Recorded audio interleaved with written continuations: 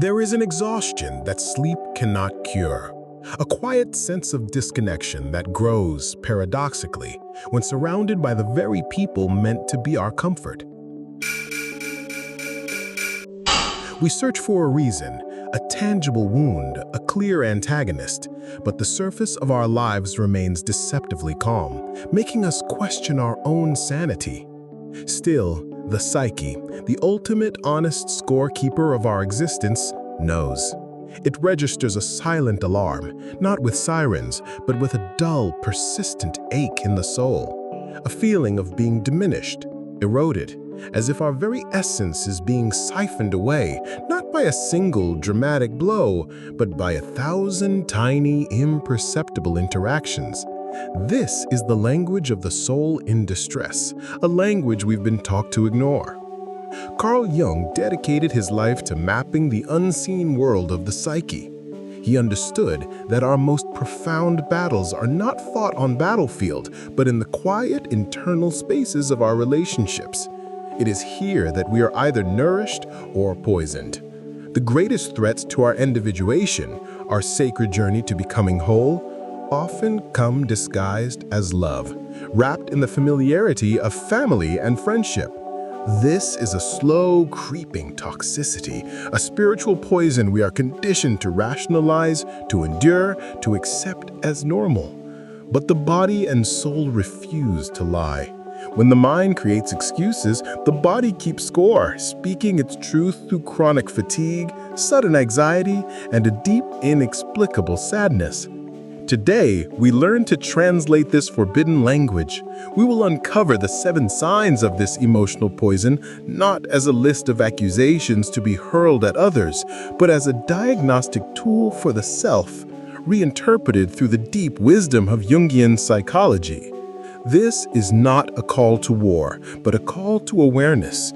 It is an invitation to reclaim your sovereign psychic territory, to finally understand why you feel the way you do, and to begin the courageous journey back to yourself.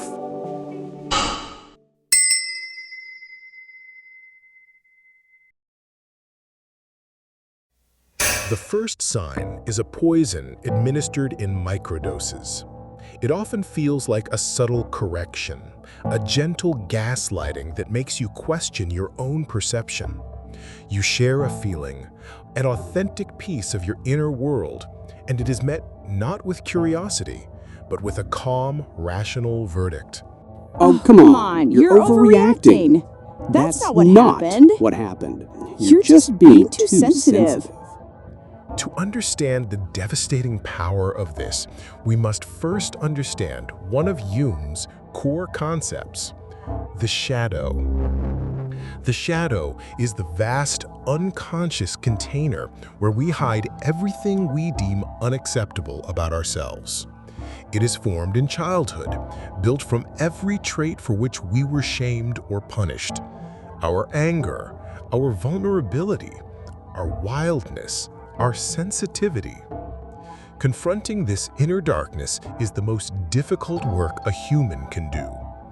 Because this work is so difficult, many people choose, unconsciously, to never do it. Instead, they engage in projection. They take the dark, heavy contents of their own shadow and project them onto those closest to them. When they call you dramatic or too sensitive, they're often in a desperate unconscious battle with their own repressed drama and sensitivity. You become the screen for their internal horror film, the unwilling container for the very parts of themselves they refuse to own. Imagine this scenario. You come home after a terrible day, your spirit heavy, and you confess, "I feel like a failure." Instead of empathy, you receive a lecture. "Well, you need to be tougher, stop complaining and just do the work." In that moment, they are not speaking to you. They are speaking to the weak part of themselves they despise, the part they have projected onto you. You become the screen for their internal horror film. The long-term impact of this constant invalidation is catastrophic for the soul. It's a sophisticated form of psychological warfare that erodes the very foundation of your reality, your trust in your own feelings. Year after year, you learn that your internal compass is broken. This external voice of judgment slowly becomes your own internal critic. You begin to self-censor, to doubt your instincts, to believe that something is fundamentally wrong with you for simply feeling what you feel. This is the ultimate goal of projection, conscious or not, to make you question your own light so you will not threaten their darkness. Recognizing this pattern is the first revolutionary act in reclaiming your sanity.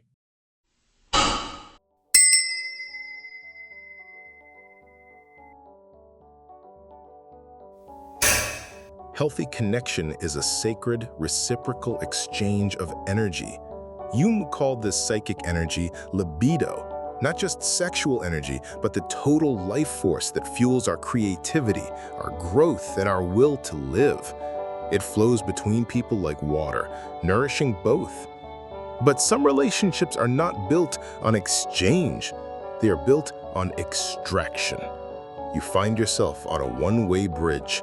You are the emotional caretaker, the crisis manager, a 3 a.m. phone call, the endless well of support. You listen, you absorb, you give your light, your time, your precious libido, operating on the unspoken faith that this nourishment will be returned when you are in need. Yet when your crisis comes, when your sky darkens, you are met with a chilling emptiness. A quick subject change, a hollow platitude, "You'll be fine," or a complete and sudden disappearance. You are left standing alone on your side of a one-way bridge, looking at the barren ground from which you took the very stones to build their side. This dynamic is what many Jungians refer to as psychic vampirism. It is a psychological, not a mystical, reality.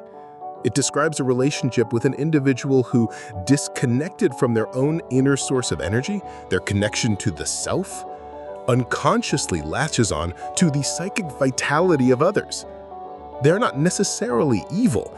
They are often spiritually starving, unable to generate their own life force due to their own unaddressed wounds. So, they siphon yours. The toll of this dynamic is not just feeling tired. It is a state of profound spiritual anemia.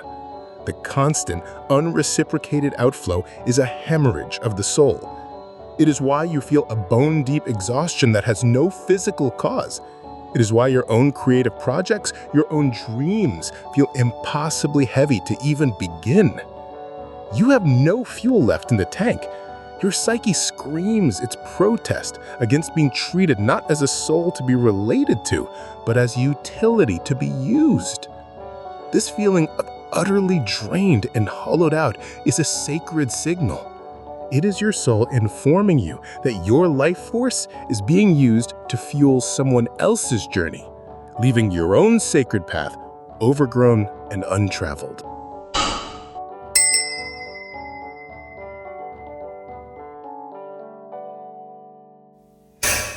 This form of poison is the most deceptive, for it arrives wearing the mask of love.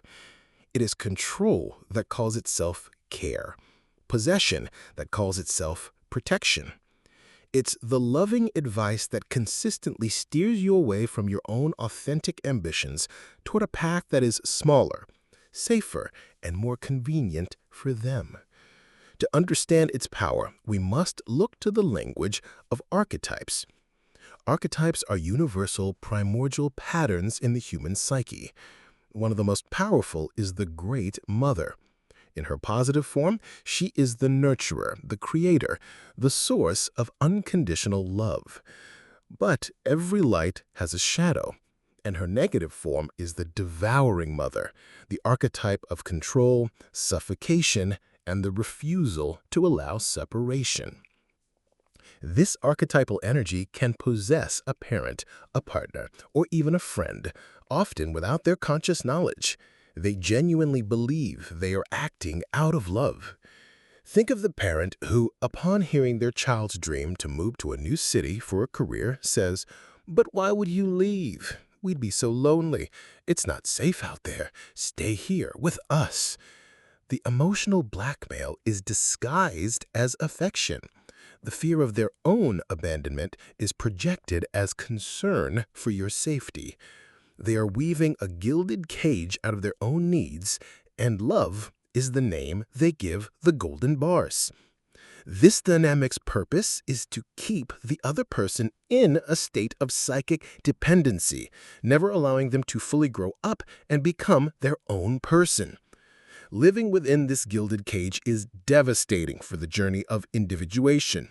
It creates a puer aeternax, or puella aeterna, an eternal child, an adult who is terrified of commitment, responsibility, and true autonomy, because deep down they have been taught that separation is the ultimate betrayal.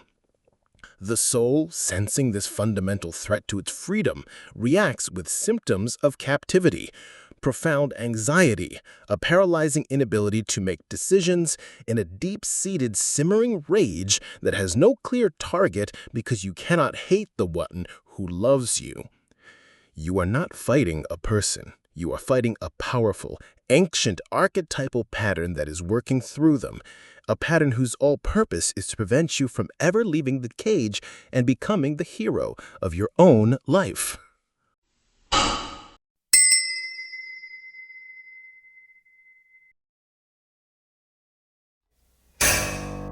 You achieve something.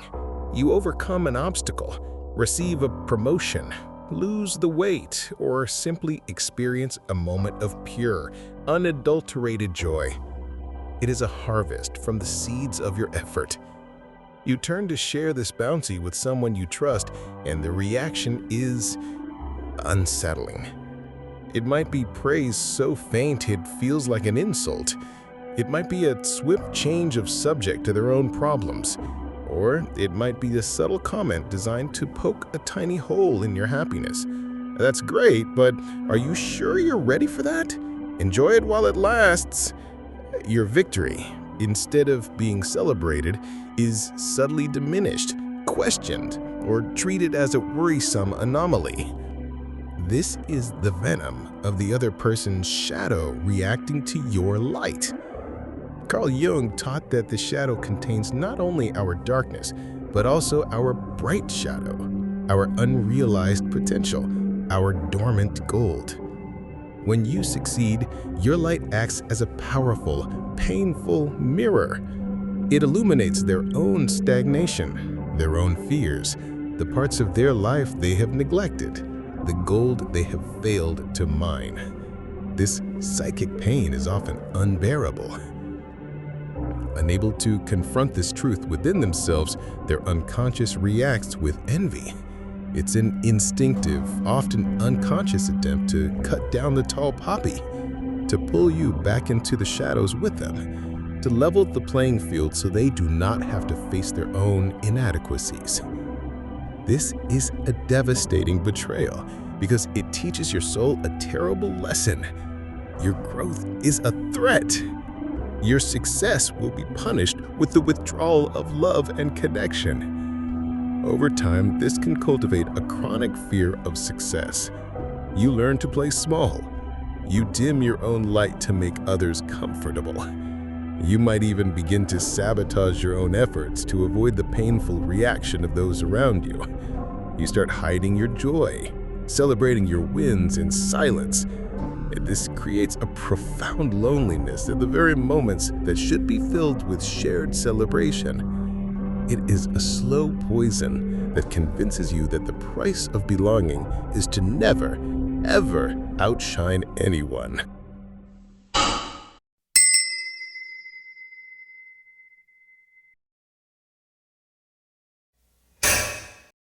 Healthy relationships are open systems. They encourage growth and expansion into the world. Toxic relationships are closed systems. They require contraction and isolation. This sign manifests as a slow, methodical campaign to sever your connections to a healthy outer world. It's the constant, subtle criticism of your friends. Are you sure she's a good influence? It's the way they create a crisis or demand your time precisely when you have plans with others. It is the insidious narrative they weave that they are the only one who truly understands you, positioning everyone else, your family, your colleagues, your oldest friends, as flawed, untrustworthy, or a threat to your connection with them. From a Jungian perspective, this is a direct assault on the psyche's vital need for the collective. We are not meant to live in a vacuum. We need a variety of healthy human mirrors to see ourselves fully. Our friends reflect our joy. Our mentors reflect our potential. Our challengers reflect our strength. Each relationship activates a different facet of our personality. By cutting you off from these mirrors, the manipulator ensures that their mirror is the only one you see. Your reality begins to warp until their distorted reflection is the only one you know. It's a classic cult-building tactic applied on a scale of 1. The long-term impact of this induced isolation is severe psychic amputation. It breeds a terrifying dependency, making you feel as though you cannot survive without this person. Your perspective narrows, your confidence in navigating the world atrophies, and your own identity begins to blur at the edges, merging with theirs. You are no longer a whole individual interacting with another. You are an extension, a satellite orbiting their ego. The soul responds with feelings of deep alienation, paranoia, and a frightening loss of self. It is the feeling of being a stranger in your own life, because the village that it takes to raise a soul has been systematically dismantled, leaving you alone with the one person who benefits from your solitude.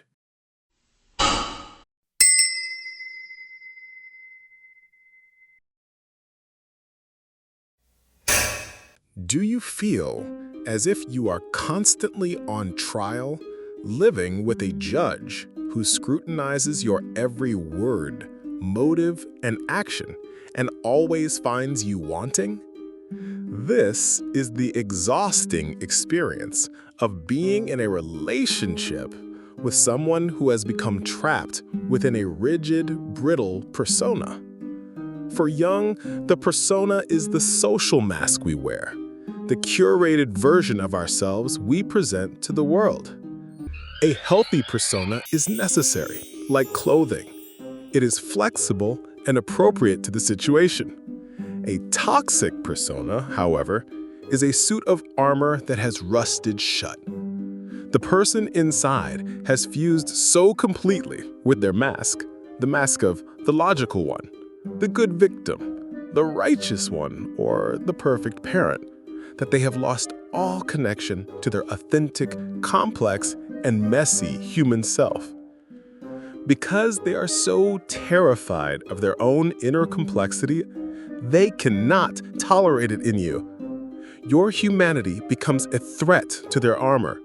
Any emotional display, any flaw, any deviation from their rigid script is perceived as a personal attack on their fragile identity.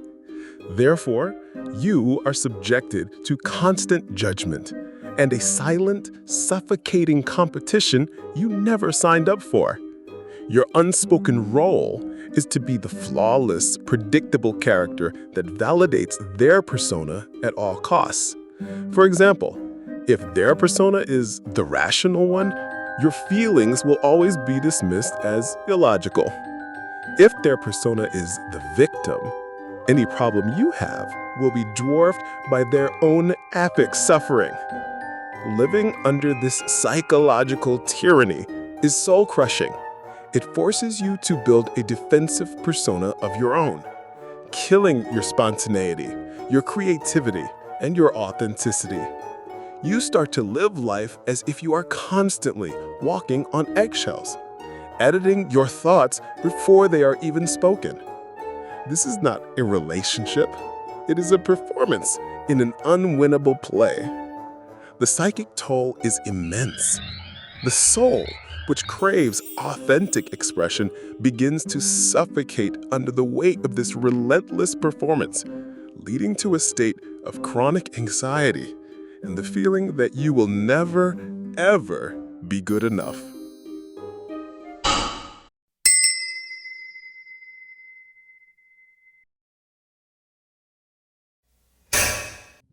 This is the most subtle, and for many, the most devastating sign of all. It is not an act of commission, but an act of profound omission. It is what happens when you are at your most vulnerable, when you are grieving a loss, confessing a deep fear, or sharing a fragile, emerging part of your true self, and you are met with nothing, an empty echo, a blank stare, a quick pat on the back before a change of subject, a hollow, dismissive platitude. This is more than mere neglect. From a spiritual perspective, it is the abandonment of the soul at its most critical and sacred moment. Jung believed the self is the ordering principle of the psyche, the God image within, our core of authenticity. The call of the self often emerges from the depths of our vulnerability, asking to be seen. When we dare to show this tender part of ourselves to another, we are offering them the highest possible trust. To have that sacred offering be ignored, treated as an inconvenience, or simply not seen is a soul-shattering wound. It sends the psyche a terrifying message. Your deepest, truest part does not matter. It is invisible. It is worthless. The psychoanalyst Jeffrey Seinfeld termed a similar dynamic soul murder. The vibrant, feeling part of you learns that it is not safe to exist. It retreats, goes into hiding, or dies symbolically, leaving a functional shell behind. The result is a profound disconnection from one's own life. It manifests as a feeling of being a ghost, of moving through the world without truly touching it. The world loses its color and meaning. This is the root of the deep, existential loneliness that many people feel even when they are not alone. It is the pain of the unwitnessed self. The body, unable to let this wound go unnoticed, may begin to somatize the pain, producing a host of unexplained physical illnesses, chronic pain, or panic attacks. It is the body's desperate attempt to make a sound in the echoing void where a loving, present witness should have been.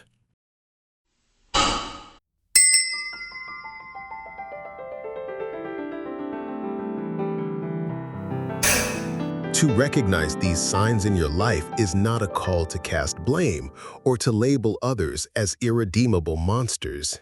More often than not, those who inflict these wounds are themselves prisoners of their own unconscious patterns, acting out generations of unhealed trauma.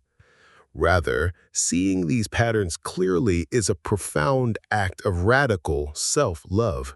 It is a call to adventure from your own self, an urgent summons to finally begin the sacred work of reclamation. It is your psyche's way of telling you, in no uncertain terms, that the environment you are in is no longer conducive to your growth, and that to remain is to consent to your own slow spiritual erosion. The path forward is the great work of individuation. It is the courageous process of differentiating yourself from the projections, expectations, and emotional demands of others. It requires, as we have explored before, the strategic act of withdrawal.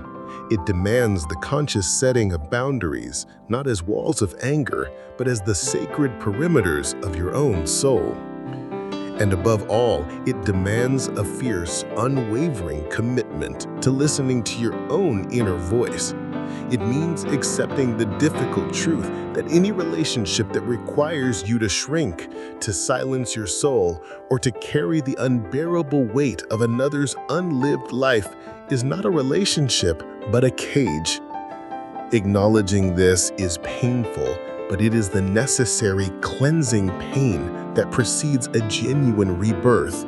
By choosing to protect your psychic energy, you are not being selfish, You are finally honoring the most fundamental responsibility you have in this life, to answer the call of your own becoming, to become the whole, authentic, and vibrant individual you were always meant to be. This is your journey. This is your light to reclaim. If this path calls to you, a like and subscribe enable more such revelations. Your support is the current of this journey.